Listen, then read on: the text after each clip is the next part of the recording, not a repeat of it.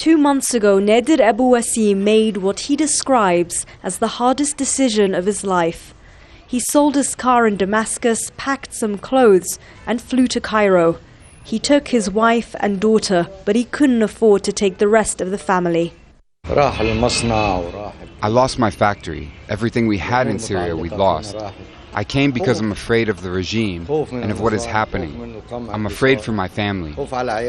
Muhammad is 20 years old. He left Syria because he refused to join the army and fleeing was his only option. I came here alone. I have no idea what's happening to my family in Damascus. The United Nations estimate around 100,000 Syrian refugees have fled to Egypt since March 2011. Only 13,000 have registered, but the UN expect that number to triple by June. They call this area Little Syria because tens of thousands of Syrian refugees now live and work here. Many of them arrive with very little money, but they use that money to pay for rent, happy at least not to be living in refugee camps.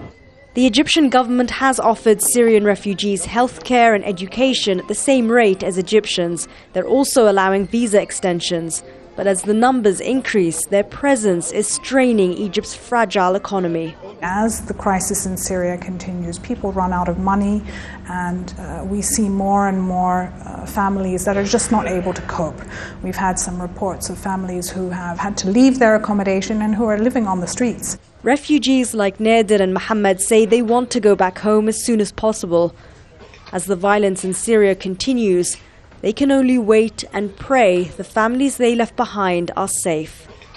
Shireen Tadros, Al Jazeera, Giza.